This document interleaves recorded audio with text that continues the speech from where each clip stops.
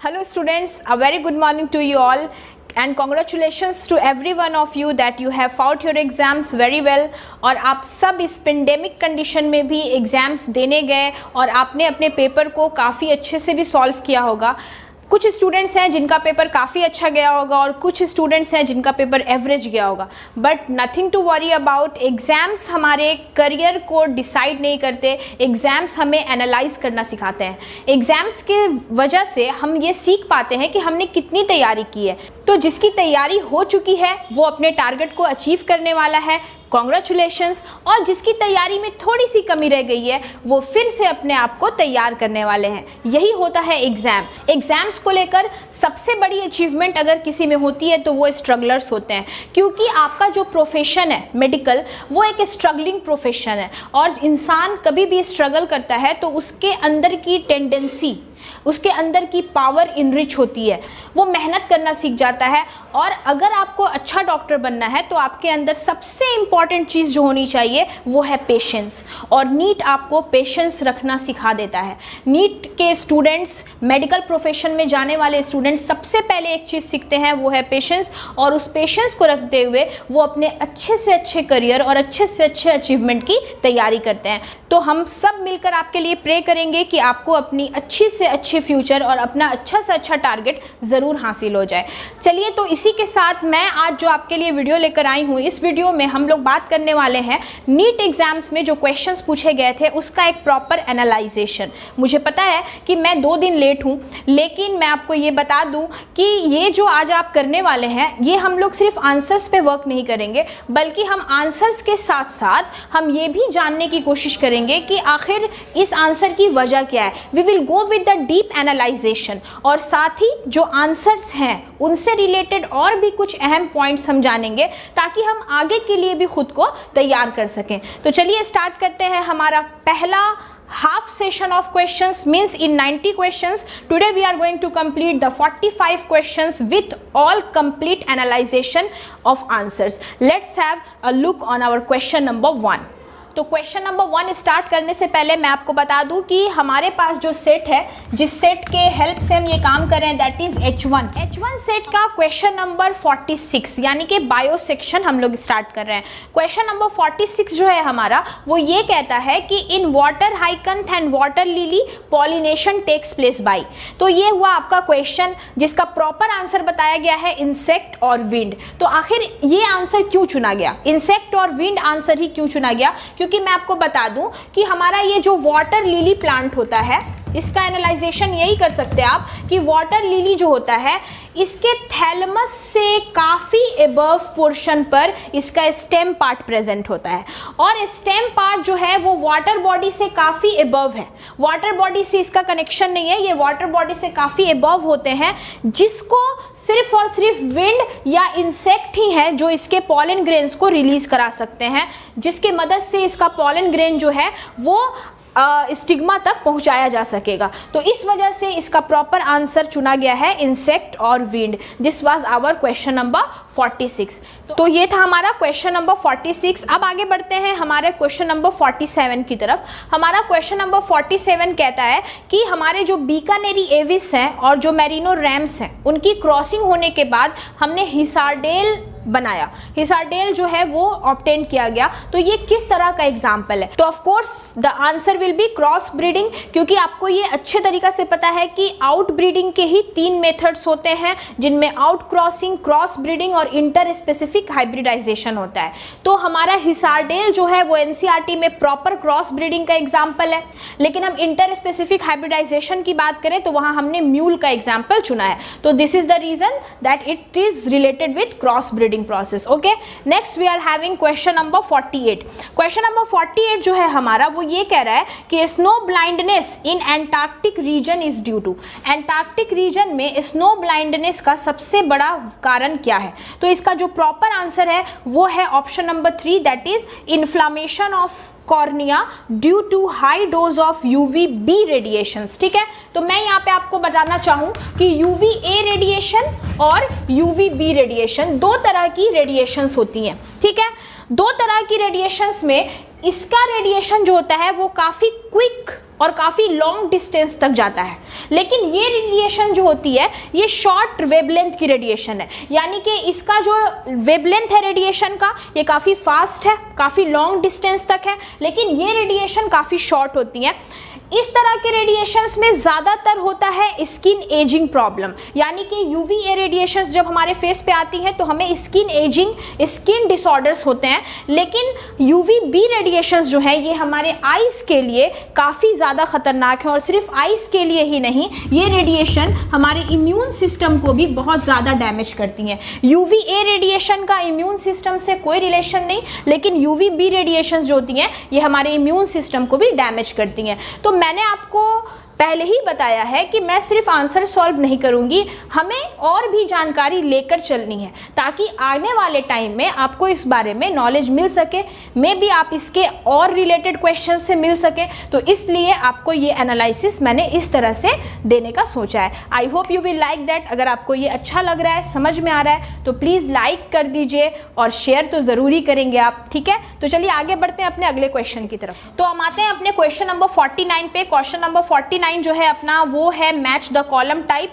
जिसमें आपको एक साइड में हमारे जो ब्लड सेल्स हैं उनके बारे में इंफॉर्मेशन दी गई है और उसका काम बताया गया है। तो आपको मैं बता दूं कि पहला और दूसरा एसिनोफिल एंड बेसोफिल ये हिस्टामिन से रिलेटेड होता है। लेकिन क्या फ़र्क है, जो हमारा पहला वर्ड है दैट इज एसिनोफिल, इसके लिए जो सही ऑप्शन है वो ये है कि रिलीज ऑफ हिस्टामाइनेज एंजाइम, यानी कि हिस्टामाइनेज एंजाइम रिलीज करता है और हिस्टामाइनेज एंजाइम का नेचर डिस्ट्रक्टिव होता है। बिल्कुल करेक्ट है। नेक्स्ट आपको दिया गया है बेसोफिल, और बेसोफिल के लिए जो सही ऑप्शन है वो ये है रिलीज ग्रैन्यूल्स कॉन्टेनिंग हिस्टामाइन, यानी कि ये उस ग्रैन्यूल को ब्लड में रिलीज करता है जिसमें हिस्टामाइन मौजूद है। तो हिस्टामाइनेज एंजाइम के लिए जो काम करेगा दैट इज योर एसिनोफिल, और हिस्टामाइन जो रिलीज कर देगा ब्लड में दैट इज बेसोफिल। बात है अगली न्यूट्रोफिल के लिए। तो neutrophil always works for phagocytosis, यानी कि ये हमारे सेल में जितने भी इंफेक्शन होते हैं ये उसको खत्म करता है, यानी कि फैगोसाइटोसिस करता है। और नंबर 4 की मैं बात करूं दैट इज लिम्फोसाइट्स। तो आप बिल्कुल जानते हैं कि लिम्फोसाइट्स जो है वो हमारे इम्यून सिस्टम के लिए काम करता है, और उस बेसिस पर हमारा जो लिम्फोसाइट्स है आप अच्छे से पढ़ चुके हैं कि इसको 2 कैटेगरीज में हमने बांटा है, T lymphocytes and B lymphocytes, है ना। तो हमारे 2 तरह के लिम्फोसाइट्स हैं जो आपको हेल्थ एंड डिजीज में मैंने बहुत ही प्रॉपरली पढ़ाया है, वहां से भी पढ़कर आपको ये इंफॉर्मेशन मिलेगी कि what are the difference between B and T lymphocytes, ठीक है। तो चलिए आगे बढ़ते हैं अपने अगले क्वेश्चंस पर। तो आते हैं अपने अगले क्वेश्चन पे that is question number 50। Question number 50 बोल रहा है कि स्ट्रॉबेरी और कोन्स आर फाउंड इन, तो इसका प्रॉपर आंसर दिया गया है इक्विजेटम। ऑफ कोर्स इक्विजेटम जो होता है उसमें एक कॉनिकल स्ट्रक्चर प्रेजेंट होता है that is known as strawberry.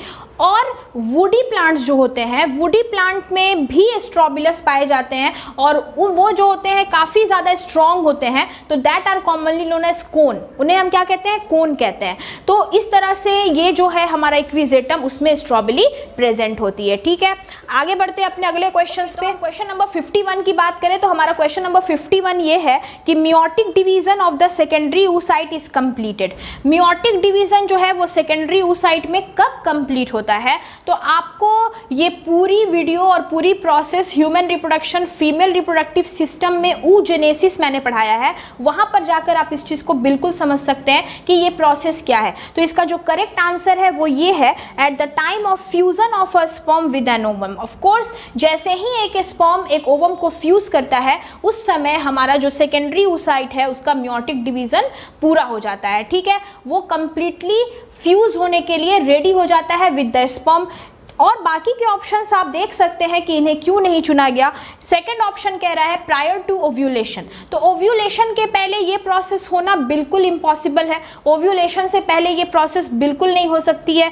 Next at the time of copulation, copulation के समय मेल गैमेट्स को रिलीज किया जाता है, लेकिन फर्टिलाइजेशन के समय वो मेल गैमेट जो है वो ओविडक्ट तक पहुंचते हैं और रेडी रहते हैं फ्यूज करने के लिए, और जैसे ही फ्यूजन होता है उसी समय हमारी सेकेंडरी oocyte जो होती है उसका मियोटिक डिवीजन पूरा होता है। इसका थर्ड ऑप्शन है आफ्टर जाइगोट फॉर्मेशन, जो कि बिल्कुल ही इम्पॉसिबल है। इसलिए इस क्वेश्चन का सबसे करेक्ट ऑप्शन जो है वो है at the time of fusion of a sperm with an ovum. तो we have completed with our question number 51। अब आगे आते हैं, दैट इज क्वेश्चन नंबर 52। 52 की बात मैं करूं आपसे तो कहा गया है the QRS complex in a standard ECG represent. एक ECG के ग्राफ में QRS कॉम्प्लेक्स जो है वो क्या बताता है, वो हमें क्या इंफॉर्मेशन देता है। तो इसकी कंप्लीट जो सही आंसर बताई गई है that is option number 4, depolarisation of ventricles. तो अगर मैं यहां पर एक ECG का ग्राफ ड्रॉ करूं, this is the graph of ECG that is PQRS। तो हमारा ये जो P वेव होता है, ये P वेव डिनोट करता है हमारे SA नोड की एक्टिवेशन को, यानी कि हमारे SA नोड जो होते हैं वो एक्टिव होते हैं तो हमारी P वेव जनरेट होती है। और P वेव का और Q वेव का जो इंटरवल है ये दोनों ऑरिकल को डिपोलराइज होते हुए बताता है, यानी कि हमारे जो अट्रियां हैं उनमें जो डिपोलराइजेशन होती है that is assumed bye the help of PQ wave. आगे हम बात करें अगर QRS वेव की, तो ये जो है ये डिपोलराइजेशन ऑफ वेंट्रिकल्स को बताता है। हमारे जो QR वेव होते हैं ये QR वेव बनते हैं कब, जब हमारे SA नोड से हमारे AV बंडल तक, हमारे हार्ट के SA नोड से AV बंडल तक जब इंपल्स को ट्रांसफर किया जाता है तो जाकर ये QR वेव उसको रिप्रेजेंट करता है। और जब हम कंप्लीट QRS की बात करें तो it is all related with depolarisation of ventricles. ये वेंट्रिकल्स के डीपोलराइजेशन को कंप्लीटली दिखाता है। ठीक है, तो चलिए मूव ऑन करते हैं अपने अगले क्वेश्चन पर, दैट इज क्वेश्चन नंबर 53।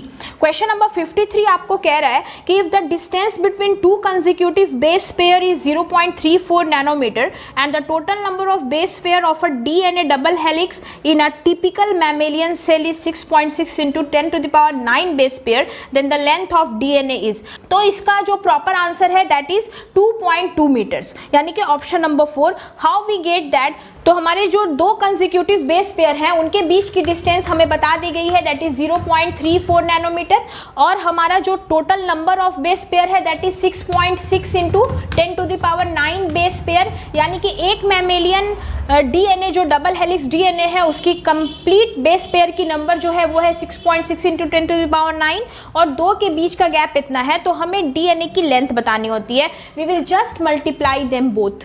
हम इन दोनों को जब मल्टीप्लाई करते हैं then what we will obtain, we will obtain 2.244 means the proper answer according to our option is 2.2 meters। तो हमारा आंसर क्या हो जाएगा 2.2 मीटर, यानी कि कंप्लीट DNA हेलिक्स की जो लेंथ होती है वो होती है 2.2 metre. This is the proper answer. ठीक है, तो चलिए फिर आगे बढ़ते हैं अपने अगले क्वेश्चन की तरफ। हमारा अगला क्वेश्चन कह रहा है the plant part which consist of two generations one within the another, यानी कि प्लांट का ऐसा कौन सा पार्ट है जो दो जनरेशन में डेवलप होता है, एक के अंदर रहकर दूसरा बन जाता है। ठीक है, तो इसका जो प्रॉपर आंसर है that is both A and D option. तो चलिए देखते हैं ऑप्शन नंबर A क्या कह रहा है।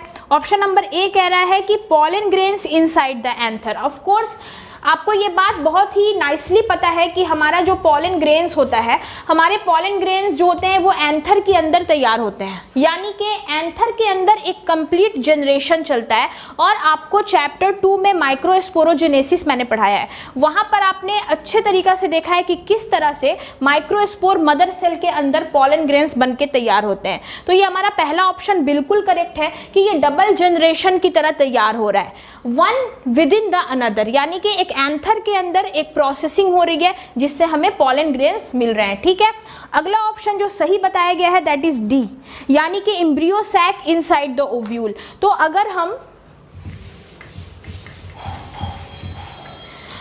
हम एक ओव्यूल की बात करें, this is our ovule in case, तो हमने ये पढ़ा था कि ओव्यूल के अंदर एक एम्ब्रियो सैक फॉर्म होता है और एक एम्ब्रियो सैक के फॉर्मेशन में MMC मदद करती है। तो हम अभी चैप्टर 2 का जो वीडियोस कर रहे हैं उसमें हमारी अगली टॉपिक यही है कि कैसे ओव्यूल के अंदर एम्ब्रियो सैक बनता है, क्या प्रोसेस है हमारे एम्ब्रियो सैक के फॉर्मेशन की। तो ये आपको कंप्लीटली समझ में आ जाएगा जैसे ही आप हमारी अगली वीडियो को देखेंगे। That will be of course of mega sporogenesis, किस तरह से मेगा स्पोरोजेनेसिस तैयार होता है। ठीक है, तो ये हो गया हमारा आंसर। यानी कि मैं फिर से एक बार रिमाइंड कर दूं कि इस क्वेश्चन नंबर 54 का आंसर जो है वो है आंसर नंबर 1, जिसमें 2 ऑप्शन चुना गया है, ए एंड डी। तो हमारा नेक्स्ट क्वेश्चन है क्वेश्चन नंबर 55। ये कह रहा है how many true breeding pea plant varieties did Mendel select as pairs which were similar except in one character with contrasting traits. तो हमारा जो ये क्वेश्चन है तो इसमें सीधा सीधा आपको आंसर पता है कि यहाँ पे 14 कैरेक्टर्स की बात हो रही है। ऑफ कोर्स 14 कैरेक्टर्स ऐसे थे जो एक दूसरे से कॉन्ट्रास्ट हो रहे थे, है ना। यानी कि 14 कैरेक्टर्स को उन्होंने पेयर में रखा और जब पेयर में रखा तो हमने उन्हें 7 पेयर्स कहा है, लेकिन कैरेक्टर्स का नंबर कितना है, 14 है जो आपस में कॉन्ट्रास्ट होते हैं। तो द करेक्ट ऑप्शन और the correct answer will be 14 of course. ठीक है, चलिए आगे बढ़ते हैं अपने अगले क्वेश्चन की तरफ।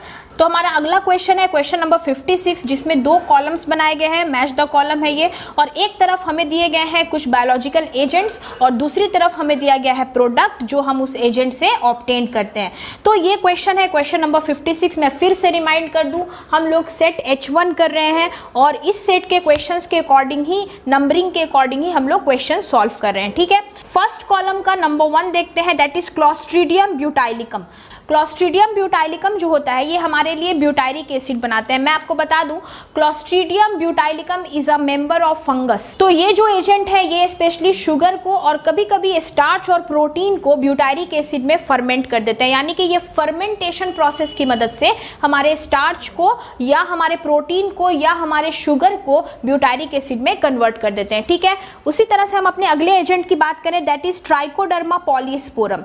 ट्राइकोडर्मा पॉलीस्पोरम पहला एजेंट था जिससे हमने साइक्लोस्पोरिन ए बनाया। साइक्लोस्पोरिन ए का क्या काम है, साइक्लोस्पोरिन ए जो होते हैं वो हमारे इम्यूनोसप्रेसिव एजेंट होते हैं। ठीक है, इनका हेल्प हम अपने इम्यून सप्रेशन में लेते हैं, यानी कि अपने इम्यून सिस्टम को वापस से रिफॉर्म करने के लिए हम इनकी काफी ज्यादा हेल्प लेते हैं। ठीक है, उसी की तरह से हमारा जो अगला एजेंट है दैट इज मोनास्कस परप्यूरियस। उसी तरह से हम अपने अगले एजेंट की बात करते हैं। हमारा अगला एजेंट जो है वो है मोनास्कस परप्यूरियस। मोनास्कस परप्यूरियस का जो करेक्ट आंसर मैच होगा वो है ब्लड कोलेस्ट्रॉल लोवरिंग एजेंट। तो ब्लड कोलेस्ट्रॉल लोवरिंग एजेंट जो होते हैं उनको हम कॉमनली स्टैटिन कहते हैं।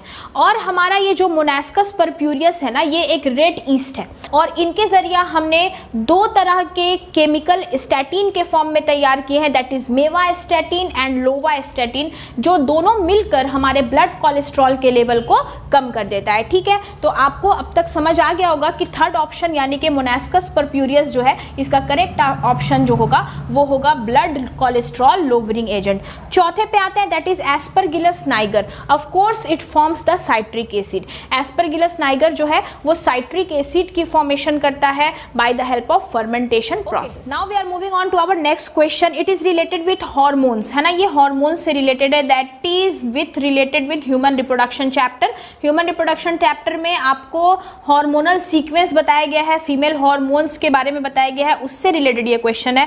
क्वेश्चन आपका ये है कि विच of the following hormone level will cause release of ovum, यानी कि ovulation from the Graafian follicle.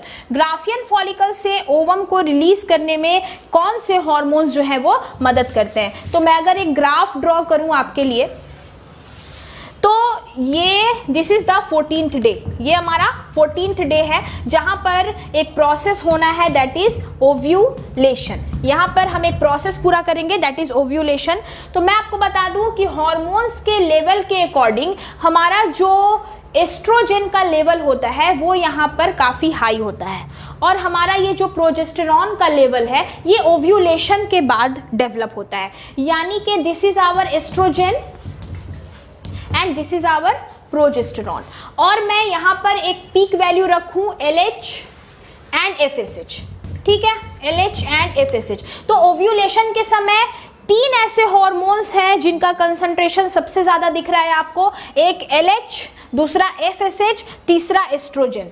तो चलिए अब अपने ऑप्शंस पे ध्यान देते हैं। हमारा पहला ऑप्शन बोल रहा है लो कंसंट्रेशन ऑफ FSH, जबकि आप यहाँ देख रहे हैं FSH की कंसंट्रेशन कम नहीं है, FSH की कंसंट्रेशन ज्यादा है, तो ये पॉइंट तो यहाँ पे गलत हो गया। उसके बाद आपको अगला ऑप्शन कह रहा है हाई कंसंट्रेशन ऑफ एस्ट्रोजन, तो ये यहाँ पर अप्रूव्ड होता है कि एस्ट्रोजन की कंसंट्रेशन जो होती है वो ओव्यूलेशन के समय में ज्यादा होती है। ओके, नेक्स्ट है हाई कंसंट्रेशन ऑफ प्रोजेस्टेरॉन, जो कि हो नहीं सकता क्योंकि प्रोजेस्टेरॉन का कंसंट्रेशन ओव्यूलेशन के बाद राइज करता है। और चौथा ऑप्शन है लो कंसंट्रेशन ऑफ LH, ये भी क्या हो गया, रॉन्ग हो गया, क्योंकि LH की कंसंट्रेशन भी पीक पर होती है just like FSH during ovulation. Ovulation के समय 3 होते हैं जिसकी कंसंट्रेशन ज्यादा होती है, लेकिन लो लिखने की वजह से हमने FSH और LH को सिलेक्ट नहीं किया, और हमारा जो करेक्ट ऑप्शन है वो करेक्ट ऑप्शन हो गया हमारा option number 2, that is high concentration of oestrogen. यानी कि एस्ट्रोजन की कंसंट्रेशन क्या होगी, ज्यादा होगी, तो ही जाकर ये टाइम होगा किसका, ओव्यूलेशन का, यानी कि release of ovum from the Graafian follicle. ठीक है, okay, next we are moving on to our next question. और हमारा नेक्स्ट क्वेश्चन क्या है, हमारा नेक्स्ट क्वेश्चन है कि विच of the following refer to correct example of organisms which have evolved due to changes in environment brought about by anthropogenic action। यहां पर एक टर्म आ रहा है आपके सामने, ओके, तो यहां पर एक टर्म आ रहा है आपके सामने, दैट इज एंथ्रोपोजेनिक। तो सबसे इंपॉर्टेंट टर्म यहां पर जो है ना वो यही है, एंथ्रोपोजेनिक। एंथ्रोपोजेनिक का मतलब क्या होता है, तो एंथ्रोपोजेनिक का मतलब होता है कि ह्यूमन एक्टिविटीज, ऐसी एक्टिविटीज जो ह्यूमन कॉज करते हैं। तो यहां पर जो सबसे सुटेबल आंसर है इसका, वो सुटेबल आंसर आपको बताया गया Darwin's finches of Galapagos island. Of course this option is correct. क्यों, क्योंकि डार्विन फिंचेस जो गैलापागोस आइलैंड की हैं वो ह्यूमन इवोल्यूशन वहां पर नहीं है, that is related with the evolution of birds. वहां पे बर्ड्स की डाइवर्सिटी देखी गई थी, और ये डाइवर्सिटी बर्ड्स के बिक के अकॉर्डिंग बताई गई है, यानी कि वहां पर पैसर्स बर्ड बहुत सारे थे, और बर्ड्स के बिक के इवोल्यूशन से रिलेटेड है गैलापागोस आइलैंड की कहानी। इसीलिए ये ऑप्शन हमारा करेक्ट होगा, क्योंकि हमारे एंथ्रोपोजेनिक एक्टिविटी जो होते हैं वो ह्यूमन एक्टिविटी से रिलेटेड है, लेकिन हमारा गैलापागोस आइलैंड जो है वो बर्ड्स की डाइवर्सिटी से रिलेटेड है। That is why we have selected that is Darwin's finches of Galapagos island. Okay, next we are moving on to our next question, that is question number 59। ठीक है, इस question में आपको which of the following statements are true for the phylum chordate. Phylum chordate के लिए true option कौन है, हमारा पहला ऑप्शन है in urochordates notochord extends from head to tail and it is present throughout their life. तो इस question में हमें कॉर्डेट्स के अकॉर्डिंग हमें सही ऑप्शन चुनना है। तो हमारा पहला ऑप्शन जो है वो ये कह रहा है कि in urochordates notochord extends from head to tail and it present throughout their life, which is absolutely wrong. Urochordates जो होते हैं इनमें notochord post anal tail development बताता है। पोस्ट एनल टेल, यहाँ पे सिर्फ टेल की बात होनी चाहिए, लेकिन ये ऑप्शन यहाँ पे गलत हो गया। नेक्स्ट है आपका सेकेंड ऑप्शन है in vertebrata notochord is present during the embryonic period only. Of course हमारे जो वर्टेब्रेट फैमिली है उनमें जो नोटोकॉर्ड्स होते हैं वो एम्ब्रियोनिक स्टेज तक डेवलप होते हैं, तो after that they gets converted into a solid spinal cord. ठीक है, तो ऑप्शन बी यहाँ पे करेक्ट हुआ। चलिए आगे ऑप्शंस भी चेक करते हैं। तो हमारा अगला ऑप्शन जो है वो ये है कि central nervous system is dorsal and hollow. Of course it is also right. And the fourth option chordate is divided into 3 subphyla, that is hemichordate, tunicate and chordata. This is wrong. तो इसके according हमारा जो correct option है that is option number 1, जिसमें हमने B और सी दोनों को करेक्ट कहा है। These 2 options are correct. तो क्वेश्चन नंबर 59 का प्रॉपर आंसर है answer number 1, that is B and सी।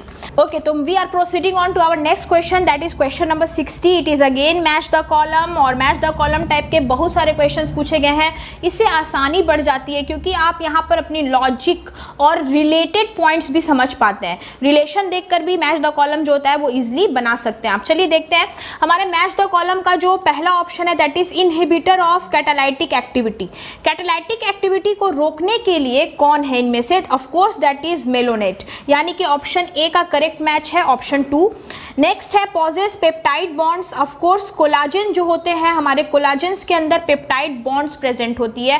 तो ये जो कोलाजन है आखिर इसका रिलेशन हमारे पेप्टाइड बॉन्ड से कैसे हुआ, ये आपके माइंड में आना चाहिए। Collagen is the most abundant protein, ये भी कोलाजन से रिलेटेड एक क्वेश्चन पूछा गया आपसे कि मोस्ट अबंडेंट प्रोटीन कौन है, आप देखे होंगे इसमें क्वेश्चन है, तो वहां पे जो सही ऑप्शन है वो है कोलाजन। कोलाजन हमारे बॉडी का 30% से ज्यादा, 30% एवरेज में 30% प्रोटीन कंस्टिट्यूएंट जो है वो कोलाजन होता है। एंड ऑफ कोर्स जब ये प्रोटीन है तो जाहिर सी बात है कि प्रोटीन का रिलेशन पेप्टाइड बॉन्ड से होता है। That is why we have chosen collagen for the second B option, यानी कि हमारे बी ऑप्शन का करेक्ट मैच हो जाएगा collagen. Next cell wall material in fungus, that is of course chitin, यानी कि सी ऑप्शन का सही मैच है 3। और fourth number that is secondary metabolites जो होते हैं वो होते हैं रिक्सीन। रिक्सीन जो है हमारे वो सेकेंडरी मेटाबोलाइट्स होते हैं। तो ये ऑप्शन हो गया।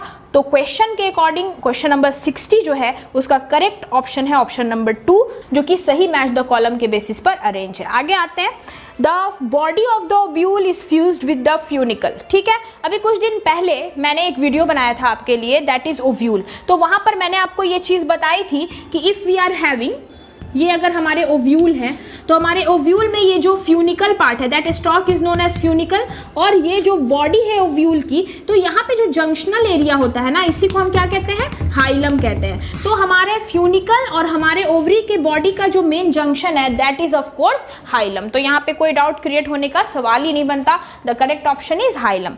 तो अगला क्वेश्चन जो है हमारा वो क्या कह रहा है, देखिए, the process responsible for facilitating loss of water in liquid form from tip of grasses blades at night and early in morning, यानी कि या तो देर रात में या तो बहुत सुबह में हमारे जो ग्रासेस होते हैं उनकी जो ब्लेड लीफ होती है, किनारे का जो हिस्सा होता है सबसे कॉर्नर का, वहाँ पे वाटर की ड्रॉपलेट होती है। इसका रीज़न क्या है, क्या वजह है, इस प्रोसेस, कौन सा प्रोसेस है जो इसके लिए रिस्पॉन्सिबल है? तो पहला है प्लाज्मोलाइसिस, ऑफ कोर्स नॉट। तो प्लाज्मोलाइसिस तो यहाँ हो नहीं सकता क्योंकि वो श्रिंकेज से रिलेटेड है ना, वहाँ पे तो वाटर की कमी हो रही है, that is known as plasmolysis. ठीक है, उसके बाद से नेक्स्ट आते हैं ट्रांसपीरेशन। ट्रांसपीरेशन यहाँ नहीं होगा क्योंकि यहाँ पे टिप की बात नहीं है, यहाँ पर ट्रांसपीरेशन का मतलब होता है loss of, evaporative loss of water from the surface of leaves, यानी कि लीफ के सरफेस से सुबह के टाइम में रोशनी में, सनलाइट में जो वाटर इवापोरेट होता है दैट इज ट्रांसपीरेशन। ये ऑप्शन भी गलत है। तो हमारा अगला ऑप्शन है root pressure, of course this option is correct because root pressure का मतलब ही हो गया root is loaded with water. तो रूट प्रेशर का मतलब है there is a pressure on root due to loading of water, पानी बहुत ज्यादा भरा हुआ है रूट में, कंप्लीट वाटर कंजम्पशन है जिसके कारण वो लॉस ऑफ वाटर हो जाता है, वाटर वहां पे ड्रॉपलेट्स के फॉर्म में लॉस होती है। चौथा है imbibition, no it is not done. Imbibition का मतलब आपको पता है, इसमें सीड्स के अंदर वाटर जो होते हैं वो इंटर करते हैं और वो स्वेल कर जाती है, that is known as imbibition. ठीक है, तो क्वेश्चन नंबर 63 पे आते हैं। क्वेश्चन नंबर 63 में आपको इनकरेक्ट बताना है। तो ये क्वेश्चन है हमारे सेल चैप्टर से और ये हमारे इंक्लूजन बॉडीज से रिलेटेड है। इसमें ऑप्शन नंबर 1 है this represent reserve material in the cytoplasm, of course this option is correct. ये रिजर्व मटेरियल ही रखते हैं, ऑफ कोर्स ये ऑप्शन जो होगा सही है क्योंकि इसमें रिजर्व मटेरियल होता है। और जानते हैं आप, हमारे इंक्लूजन बॉडीज जो होते हैं वो मेनली प्रोटीन रिजर्व करते हैं। तो ये तो हमारे इंक्लूजन इसके लिए सही पॉइंट है। हमें क्या ढूंढना है, हमें इनकरेक्ट ढूंढना है। तो चलिए आगे की पॉइंट पढ़ते हैं। They are not bound by any membrane, of course inclusion bodies जो होते हैं इनमें कोई मेम्ब्रेन नहीं होती है, ये मेम्ब्रेन लेस होते हैं, ये भी सही है। तीसरा ऑप्शन है these are involved in the ingestion of food particles, ये फूड पार्टिकल्स को इंजेस्ट कर जाते हैं, ये ऑप्शन हो गया इनकरेक्ट। चीज स्टोर हो रही है, उसमें प्रोटीन जाकर स्टोर हो रहा है, सबसे ज्यादा प्रोटीन स्टोर होता है। तो स्टोर करने का मतलब ये नहीं है कि वो उस चीज को इंजेस्ट कर जाते हैं, निगल जाते हैं, समाप्त कर देते हैं, नो, वहां पे सिर्फ चीजें स्टोर होती हैं। और चौथा ऑप्शन है दे लाई फ्री इन द साइटोप्लाज्म, ये भी सही ऑप्शन है। यानी कि क्वेश्चन नंबर 63 में हमें गलत चुनना था और हमारा गलत ऑप्शन जो है वो है option number 3, that is these are involve in ingestion of food particles. तो ऑप्शन नंबर 3 जो होगा वो इस क्वेश्चन का आंसर हो जाएगा। ठीक है, आगे आते हैं हम लोग क्वेश्चन नंबर 64 पे पढ़ते हैं। 64 में मैच द कॉलम अगेन आपको दी गई है and it is very much easy, जहां पर आपको चैप्टर 3 ह्यूमन रिप्रोडक्शन का ये क्वेश्चन है, और अगर आप ह्यूमन रिप्रोडक्शन का कॉन्सेप्ट प्रॉपर रखते हैं तो ये क्वेश्चन आपके लिए काफी आसान हो जाएगा। तो देखिए यहाँ पे 4 ऑप्शन है। सबसे पहले मैं प्लेसेंटा की बात करूं तो प्लेसेंटा के लिए जो करेक्ट ऑप्शन है that is human chorionic gonadotrophin. ये प्लेसेंटा से निकलने वाला एक हार्मोन है दैट इज जिसमें सिर्फ और सिर्फ प्लेसेंटा का ही रोल होता है, और ये प्रेगनेंसी हार्मोन के नाम से जाने जाते हैं। ठीक है, नेक्स्ट है जोना पेल्यूसिडा। तो हमारे ओवम में लेयर्स होते हैं, उनमें से ही एक लेयर का नाम है दैट इज जोना पेल्यूसिडा। उसके बाद हम आते हैं next bulbo urethral gland. Bulbo urethral gland जो होते हैं that are also known as Cowper's gland, और ये ल्यूब्रिकेटिंग एजेंट होते हैं जो स्पर्म को ल्यूब्रिकेशन देते हैं, चिपचिपाहट देते हैं, ताकि स्पर्म की मूवमेंट जो है वो आसानी से हो सके। इसका मतलब है that is lubrication of penis, this is the correct option. And number 4 is Leydig cells, of course it is related with androgens. Leydig cells means interstitial cell, और ये एंड्रोजन से रिलेटेड है, एंड्रोजेंस की फॉर्मेशन करता है। तो आपने correct match तो अब तक कर लिया होगा। तो 64 का जो सही ऑप्शन है दैट इज ऑप्शन नंबर 1, उसके अकॉर्डिंग ही इसको सही से मैच किया गया है। ठीक है, अब आगे आते हैं हम लोग अपने अगले क्वेश्चन पे। The process of growth is maximum during. Growth का प्रोसेस मैक्सिमम कब होता है? तो यहां पर कुछ फेज दिए गए हैं। डॉर्मेंसी जो होती है ये ओल्ड एज का फेज है, तो ओल्ड एज, सीड का ओल्ड एज मतलब डोरमेंसी, तो ओल्ड एज में तो ग्रोथ ज्यादा होगा नहीं, तो ये गलत। उसके बाद है लॉग फेज, तो लॉग फेज में हमेशा ही मैक्सिमम ग्रोथ होता है। जैसे हमारा एस शेप और जे शेप कर्व जो होता है, उस एस शेप और जे शेप कर्व में आपको पढ़ाया गया था कि एक टाइम आता है दैट इज लैग फेज, यानी कि यहाँ पर हम क्या ले रहे हैं, लैग, स्लो ग्रोथ हो रही है, और एक टाइम है जब ग्रोथ काफी तेजी से हो रही है दैट इज लॉग फेज। यानी कि लॉग फेज का मतलब होता है जहां पर मैक्सिमम ग्रोथ हो, तो ये ऑप्शन होगा हमारा सही। उसके बाद वाले भी ऑप्शंस पे नजर डालते हैं। इसके बाद में जो ऑप्शंस है वो कहा गया लैग फेज, तो मैंने अभी कहा लैग फेज जो होता है वो स्लो है। लास्ट में है senescence. Senescence means the old age, means यानी कि ऐसा एज जहां पर ग्रोथ के चांसेस नहीं होते हैं। तो यहाँ पर ग्रोथ की मैक्सिमम चांसेस सिर्फ एक ऑप्शन में दिख रही है दैट इज लॉग फेज, यानी कि क्वेश्चन नंबर 65 का जो करेक्ट ऑप्शन है that is option number 2। Okay, next we are proceeding on our next question, और हमारा अगला क्वेश्चन जो है वो है मैच द कॉलम। फिर से हम आ गए हमारे मैच द कॉलम पर, तो let's start with the question. यहाँ पर सबसे पहले बात की गई है बीटी की। बीटी का फुल फॉर्म लिखा गया है दैट इज बेसिलस थुरिंजिएंसिस, और इसके अकॉर्डिंग हमारा जो सबसे करेक्ट ऑप्शन है दैट इज क्राई प्रोटीन, यानी कि ऑप्शन नंबर ए का जो सही मैच है वो है 4, यानी कि ये जो बीटी बैक्टीरिया होते हैं इनसे एक टॉक्सिन रिलीज होती है, that toxin is known as cry protein. और बीटी बैक्टीरिया जो होते हैं इनसे हम कई तरह के डिजीज को ख़त्म करते हैं, जैसे सबसे पहले इसका इस्तेमाल कॉटन प्लांट में होने वाले बॉल वॉर्म डिजीज को ख़त्म करने के लिए किया गया था, वहाँ पर इसे बीटी कॉटन नाम से भी बताया गया है। ठीक है, उसके बाद नंबर बी देखते हैं दैट इज थर्मस एक्वेटिकस। ये जो है रिलेटेड है डीएनए पॉलीमरेज से, टैग पॉलीमर्स इसको कहते हैं हम लोग, और ये काफ़ी ज़्यादा हाई टेम्परेचर टॉलरेट कर लेते हैं, तो that is why it is related with polymerases, यानी कि डीएनए पॉलीमरेजेस। नेक्स्ट है एग्रोबैक्टीरियम ट्यूमिफेशियंस। एग्रोबैक्टीरियम ट्यूमिफेशियंस जो होते हैं इनका सबसे इंपॉर्टेंट रोल है, they act as cloning vector for plants, यानी कि ये क्लोनिंग वेक्टर्स के लिए काफ़ी ज़्यादा हेल्पफुल होते हैं। नेक्स्ट आते हैं हम लोग सैल्मोनेला टाइफिम्यूरियम। सैल्मोनेला टाइफिम्यूरियम जो होता है इसका करेक्ट ऑप्शन है ऑप्शन नंबर 2, यानी के construction of first rDNA molecule. सबसे पहला आरडीएनए मॉलिक्यूल जो है वो इसी एजेंट की मदद से बनाया गया। तो क्वेश्चन नंबर 66 का जो करेक्ट ऑप्शन है according to our H1 set, we are again telling you that it is H1 set, तो इसके अकॉर्डिंग जो हमारा करेक्ट ऑप्शन है क्वेश्चन नंबर 66 का दैट इज ऑप्शन नंबर 3। ठीक है, आगे बढ़ते हैं। देखिए नेक्स्ट क्वेश्चन आपसे पूछा गया है floridean starch has structure similar to. तो इस क्वेश्चन में मैं आपको पहले ही बता दूं कि फ्लोरिडियन स्टार्च का जो स्ट्रक्चर है इसके लिए एक टर्म आपको याद रखना होगा that it is nothing but it is alpha linked glucose, alpha linked glucose polymer. ठीक है, सबसे पहले मैं आपको बता दूं कि इसके स्ट्रक्चर को देखकर आप ये कंफर्मेशन देंगे कि that it is alpha linked glucose polymer. ये ग्लूकोज पॉलीमर में अल्फा लिंक्ड चेन की तरह दिखाई देता है, ठीक है, जिसको कॉमनली कहा जाता है सेमी अमाइलोपेक्टिन।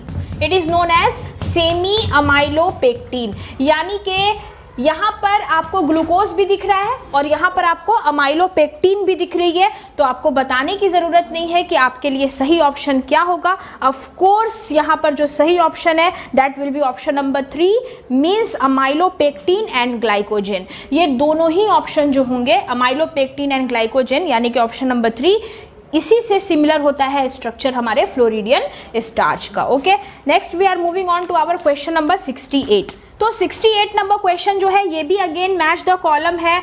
इस कॉलम में आपको स्पेसीज का नाम दिया गया है और उसके एक कैरेक्टर बताए गए हैं कि किस स्पेसीज का कौन सा कैरेक्टर मैच होता है, ठीक है। तो इसमें आप स्पेसीज देखेंगे, स्पेसीज ए की तरफ है 6 to 15 pair of gill slits, और ये जो होता है साइक्लोस्टोम्स में देखा जाता है। साइक्लोस्टोम्स हम किसको कहते हैं? Circular mouth. साइक्लोस्टोम्स की सबसे बड़ी खासियत है वैसी फिश जिसका माउथ जो होता है वो सर्कुलर होता है, ठीक है। तो सर्कुलर माउथ इनकी सबसे इंपॉर्टेंट खासियत है, और इनकी दूसरी स्पेशलिटी जो है वो यही है कि इनमें 6 से 15 पेयर ऑफ गिल स्लिट्स होते हैं, ठीक है, इनमें गिल स्लिट्स प्रेजेंट होता है। नेक्स्ट है heterocercal caudal fin, and the correct option is related with chondrichthyes. Chondrichthyes जो है उनके साथ ही ऑप्शन करेक्ट है। The third is air bladder. Of course air bladder is present in osteichthyes. Chondrichthyes और ओस्टिक्थिस में क्या फर्क है? कॉन्ड्रिक्थिस जो होते हैं that are muscular fishes, muscles develop है, लेकिन ओस्टिक्थिस जो होते हैं दीज आर बोनी फिशेस। तो बोनी फिशेस में एयर ब्लडर प्रेजेंट होता है। Number 4 poison sting. Of course it is related with trigon. Trigon is related with poisonous sting, यानी कि इस क्वेश्चन नंबर 8 का जो करेक्ट ऑप्शन है दैट इज ऑप्शन नंबर 2 जो सही मैच है, ठीक है। चलिए आगे बढ़ते हैं। आगे हमारा जो क्वेश्चन है क्या है? Presence of which of the following condition in urine are indicative of diabetes mellitus. Urine में इनमें से क्या पाया जाएगा जिससे हम यूरिन को देखते हुए ये बता सकें कि कंडीशन जो है वो डायबिटीज मेलिटस की है। Of course diabetes mellitus and diabetes insipidus, there are 2 cases of diabetes, है ना। तो डायबिटीज मेलिटस के लिए जो सही ऑप्शन है दैट इज ऑप्शन नंबर 4। अगर यूरिन में केटोन्यूरिया एंड ग्लूकोसूरिया प्रेजेंट होगा तो हम इस केस को डायबिटीज मेलिटस का केस कहते हैं, ठीक है। और जब हमारा ये डायबिटीज इंसिपिडस होता है तो वहाँ पर बहुत ही ज़्यादा थर्स्ट यानी कि प्यास ज़्यादा लगती है, तो उस केस में हमारे बॉडी से एक्सेस वाटर भी रिलीज होती है। Okay, now we are having next question. इसमें भी आपको इनकरेक्ट स्टेटमेंट पहचानना है। तो इनकरेक्ट स्टेटमेंट्स इसमें से कौन है? इसकी करेक्ट ऑप्शन है ऑप्शन नंबर 4। ऑप्शन नंबर 4 मैं आपके लिए पढ़ रही हूँ और आपको रीजन भी मैं बताऊंगी कि ये ऑप्शन क्यों गलत है। ऑप्शन कह रहा है sapwood is the inner most secondary xylem. यहीं पर ये ऑप्शन हो जाता है गलत, क्योंकि सैपवुड जो होता है वो आउटर मोस्ट है, वो आउटर रीजन पर लोकेटेड है। जाइलम की जो ट्यूब है उसमें हार्टवुड और सैपवुड प्रेजेंट होते हैं। हार्टवुड जो होता है वो सबसे इनर मोस्ट होता है, उसके बाद सैपवुड प्रेजेंट होता है, तब हमें बार्क दिखती है। यानी कि सैपवुड जो है वो हार्टवुड और बार्क के बीच में प्रेजेंट होता है, तो इसलिए ये ऑप्शन जो है गलत है। लेकिन यहाँ पर मैं एक चीज़ और बता दूँ, इस ऑप्शन में लिखा गया है and is lighter in colour, तो कलर को लेकर ये ऑप्शन रॉन्ग नहीं है। ऑफकोर्स सैपवुड का कलर जो होता है वो लाइट ही होता है, लेकिन पोजीशन को लेकर ये ऑप्शन हो जाता है गलत। इसलिए क्वेश्चन नंबर 70 का जो सही ऑप्शन होगा वो है ऑप्शन नंबर 4।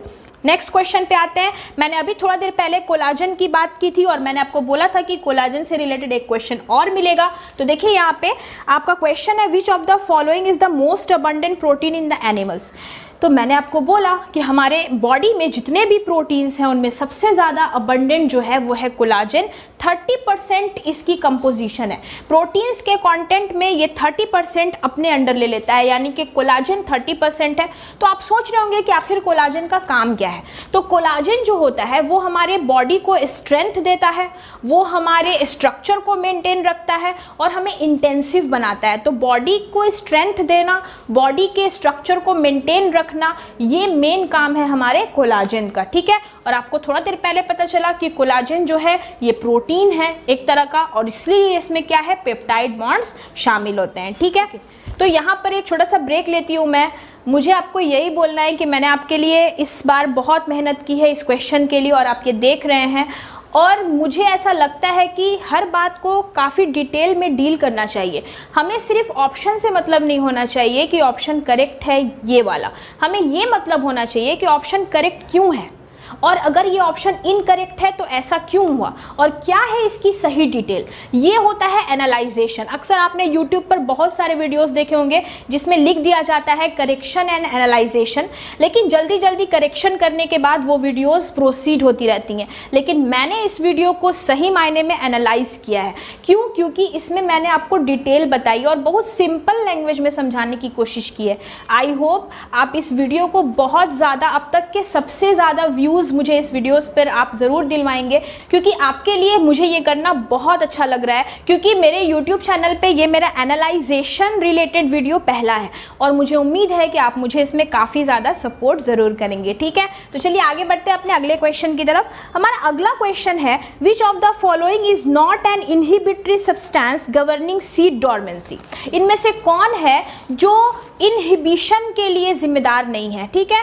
सीड डॉर्मेंसी को इनहिबिट करना, तो सीड डॉर्मेंसी से रिलेटेड इनहिबिटरी पावर नहीं है, यानी कि सीड की जब ओल्ड एज आती है तो उसके लिए रिस्पॉन्सिबल ये नहीं है, उसको ये इनहिबिट करता है। तो वो सिर्फ और सिर्फ जिब्रेलिक एसिड है, क्योंकि जिब्रेलिक एसिड जो है ये हमारे ग्रोथ प्रोमोटर्स होते हैं। ये हार्मोन हर चीज़ को बढ़ाते हैं, ना कि किसी चीज़ के ग्रोथ को ये इनहिबिट कर लेते हैं, ठीक है। तो these are known as growth promoters. That is why इस क्वेश्चन का जो करेक्ट ऑप्शन है that is option number 72 means gibberellic acid. Okay, तो नेक्स्ट आगे बढ़ते हैं, that is question number 3। Question number 3 है हमारी कि the enzyme enterokinase helps in conversion of course enterokinase is released as succus entericus. ये intestinal juice से release होने वाली इंजाइम है जो ड्यूडेनम में सबसे पहले ड्यूडेनम की एक्टिविटी को पूरा करती है, ड्यूडेनम में होने वाले रिएक्शंस में पार्टिसिपेट करती है, और ये एक इनएक्टिव ट्रिप्सिनोजेन को ट्रिप्सिन में कन्वर्ट करती है। This is the proper option, that option number 3 is correct, trypsinogen into trypsin. Next we are moving on to question number 74. यहाँ भी आपको मैच द कॉलम दिया गया है, और ये जो मैच द कॉलम है ये भी कैरेक्टर पे बेस है, यानी कि स्पेसीज का कैरेक्टर्स आपको बताया गया है और उसके अकॉर्डिंग आपको सही मैच करनी है। तो इस क्वेश्चन नंबर 74 का जो करेक्ट ऑप्शन है according to H1 set is option number 3, यानी कि क्वेश्चन में आपको दिखेगा कि gregarious polyphagous pest, gregarious polyphagous pest जो होता है ये किससे रिलेटेड कैरेक्टर है, किस स्पेसीज से ये रिलेटेड कैरेक्टर है। तो इसके लिए जो करेक्ट ऑप्शन है that is option number 4 locust. Next आते हैं adult with radial symmetry and larva with bilateral symmetry, यानी कि कौन सी ऐसी प्रोजेनी है जिसका जो अडल्ट है वो रेडियल सिमेट्री से रिलेटेड है और जिसका लार्वा जो है वो बायलेटरल सिमेट्री से रिलेटेड है। Of course it is related with Asterias. Asterias family जो होती है उसी का ये कैरेक्टर है। नंबर 3 बुक लंग, ये तो आपको स्ट्रेट पता है, बचपन में भी आपने रेस्पिरेशन चैप्टर में जब रेस्पिरेटरी ऑर्गन्स पढ़ा होगा तो जब आपने ये पढ़ा होगा तो आपको ये बताया गया होगा कि book lung is the respiratory organ of scorpion. ये स्कॉर्पियन का ही रेस्पिरेटरी ऑर्गन होता है। तो बायोल्यूमिनेसेंस जो होता है ये टीनोप्लाना की एक इंपॉर्टेंट कैरेक्टर है। बायोल्यूमिनेसेंस का मतलब होता है इमिटिंग ऑफ लाइट, यानी कि उनके अंदर से एक लाइट इमिट होती है। इस तरह के स्पेसीज जो वाटर बॉडीज में प्रेजेंट होते हैं, राउंड बॉल लाइक स्ट्रक्चर होता है उनका और उनमें लाइट एमिट करने की पावर होती है। तो according to H1 set 74 number question का जो करेक्ट ऑप्शन है दैट इज ऑप्शन नंबर 3। ठीक है, आगे बढ़ते हैं। Next, cuboidal epithelium with brush border of microvilli is found in. Cuboidal epithelium और ब्रश बॉर्डर ठीक है। ब्रश बॉर्डर का मतलब क्या होता है, समथिंग लाइक दिस, ठीक है। तो ब्रश बॉर्डर जो होते हैं ये कुछ इस तरह से प्रेजेंट होते हैं, यानी कि इनके अंदर भी इस तरह के स्ट्रक्चर्स जो होते हैं प्रेजेंट होते हैं। तो ब्रश बॉर्डर जो होता है इसका क्या मकसद हो सकता है, ये एब्जॉर्प्शन को ज्यादा से ज्यादा बढ़ाता है।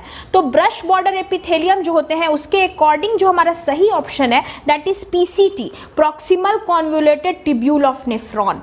इसमें ज्यादा से ज्यादा रीएब्जॉर्प्शन हो सके इसलिए इस पार्ट का जो एपिथेलियम है उसमें ब्रश बॉर्डर प्रेजेंट होती है, यानी कि 75 का जो सही ऑप्शन है that is option number 4। Next आते हैं हम लोग, embryological support for evolution was disapproved by. यहाँ पर एम्ब्रियोलॉजिकल सपोर्ट की बात की जा रही है, तो यहाँ पर साइंटिस्ट के नाम दिए गए हैं। सबसे आसान चीज है, हम एक एक साइंटिस्ट का काम बताते हैं आपको। हमारे जो ओपेरिन है, आपने ओपेरिन एंड हेल्डेन के बारे में सुना होगा, these are related with chemogenetic theory, है ना, ये इस काम से रिलेटेड नहीं है, इनकी थ्योरी अलग थी। नेक्स्ट हम आते हैं Karl Ernst von Baer, this is the correct option, option number 2 यहाँ पे करेक्ट है। तो यहाँ पर देखिए ऑप्शन नंबर 3 और ऑप्शन नंबर 4 जो है ना, एल्फ्रेड वेलेक और चार्ल्स डार्विन, ये दोनों ही लोग थ्योरी ऑफ नेचुरल सिलेक्शन से रिलेटेड है। यानी कि डार्विन के थ्योरीज में एल्फ्रेड वेलेक का भी थ्योरी एक साथ ज्वाइन करके बताया गया है। तो एल्फ्रेड वेलेक और डार्विन जो है वो नेचुरल थ्योरी से रिलेटेड है, नेचुरल सिलेक्शन से रिलेटेड है, और हमारे ओपेरिन जो है वो केमोजेनेटिक थ्योरी से रिलेटेड है। इसीलिए जो कार्ल अर्नेस्ट वॉन बियर है, this option is absolutely correct, he has disproved the embryological evolution, ठीक है। तो आते हैं अपने क्वेश्चन नंबर 77 पर। यह सवाल किया गया है कि experimental verification on the chromosomal theory of inheritance, chromosomal theory of inheritance को सबसे पहले वेरीफाई किसने किया? Of course the option goes for Morgan. Morgan ने इसको क्लासिफाई किया और मॉर्गन ने इस पर एक्सपेरिमेंट किया था, और आपको अच्छा से पता होगा कि उन्होंने एक्सपेरिमेंट के लिए ड्रोसोफिला मिलानोगैस्टर व्हाइट आई फ्लाई पर एक्सपेरिमेंट किया, और उन्होंने इस बात की कंफर्मेशन सबसे पहले की थी कि क्रोमोसोमल थ्योरी ऑफ इनहेरिटेंस क्या है और ये कितना % अप्रूव्ड है, ठीक है। Now we are moving on to question number 78। तो इस क्वेश्चन में आपको ये बताना है कि जीन आई जो है उसके रिस्पॉन्स में, जीन आई जो कि ब्लड ग्रुप ABO सिस्टम को कंट्रोल करता है, उसके रेस्पेक्ट में कौन सा स्टेटमेंट रॉन्ग है। तो इसकी करेक्ट आंसर जो है वो है ऑप्शन नंबर 4। और ऑप्शन नंबर 4 क्या कह रहा है, देखिए, when IA and IB are present together they express same type of sugar. No, यहाँ पर IA और IB जो है वो सेम शुगर कैसे एक्सप्रेस कर सकते हैं? They of course will express, there are 2 different types of alleles, तो वहां पे 2 डिफरेंट शुगर ही एक्सप्रेस की जाएंगी, ठीक है।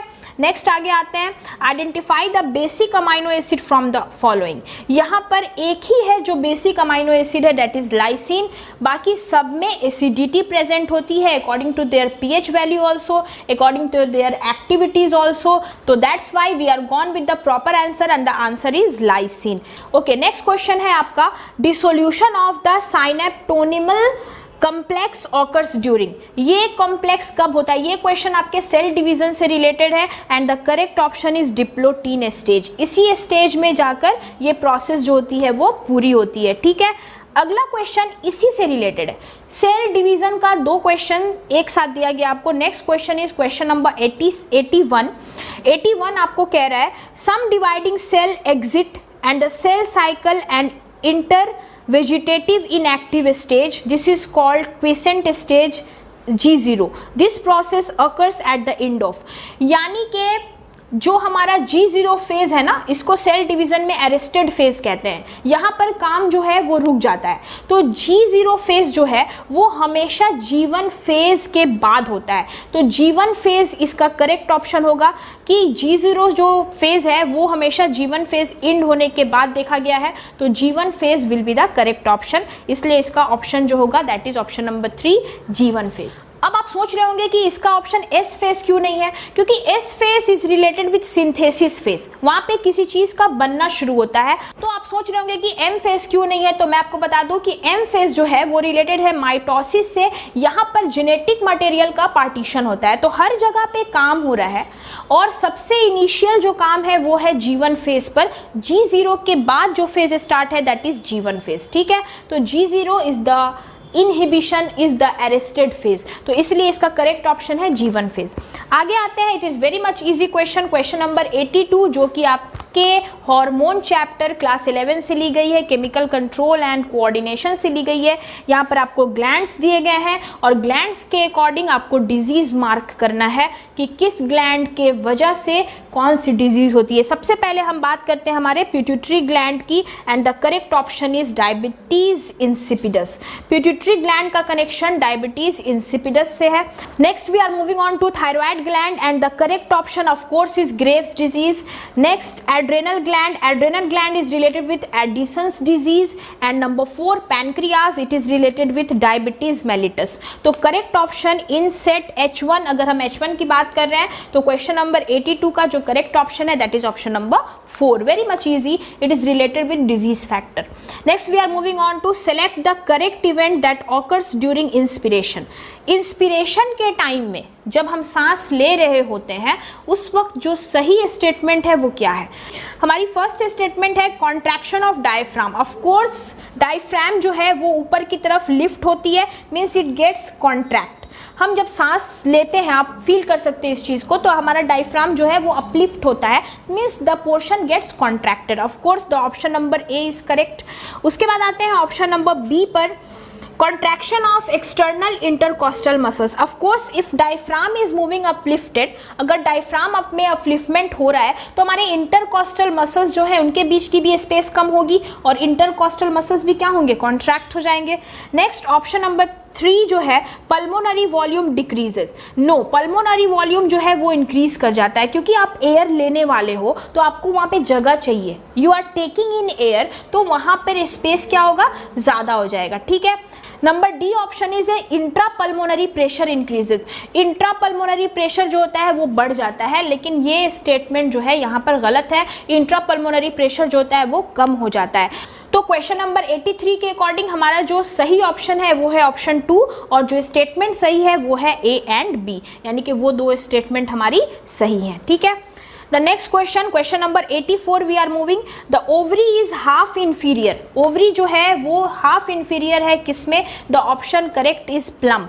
प्लम जो होता है उसकी inferior ovary होती है। ठीक है, ओके। तो our next question is oxygenation activity of rubisco enzyme in photorespiration leads to the formation of course the correct answer is it leads to the formation of one molecule of 3 carbon compound. यहाँ पे 3 carbon compound का एक molecule synthesise किया जाता है जब rubisco enzyme की activity होती है।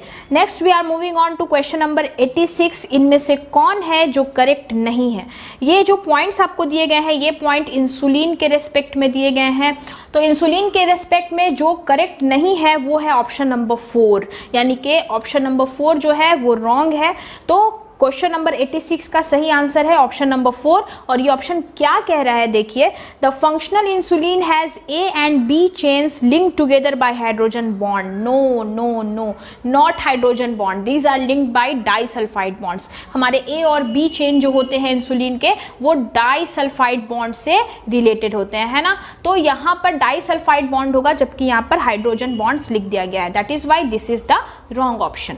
अब देखते हैं आगे question number 87। Which of the following pair is of unicellular algae? Of course, chlorella and spirulina. These are the two special unicellular algae जिसका यूज SCP के फॉर्म में होता है, यानी कि सिंगल सेल प्रोटीन फॉर्मेशन में इनका एक बहुत ही ज़्यादा इंपॉर्टेंट रोल है। तो हम पहुंच गए हैं हमारे 87 नंबर क्वेश्चंस तक। Next we are proceeding on to our next that is 88 question.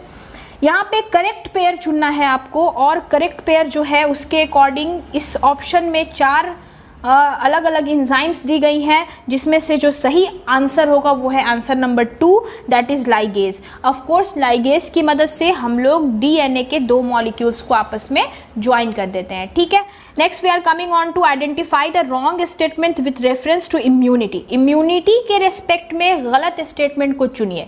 तो इसका करेक्ट ऑप्शन है ऑप्शन नंबर 4 जिसमें यह कहा जा रहा है कि active immunity is quick and gives full response. No, active is always slow.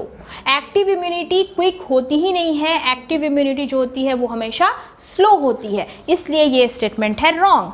आगे देखते हैं Last question, question number 90 we are having, which of the following would help in prevention of diuresis?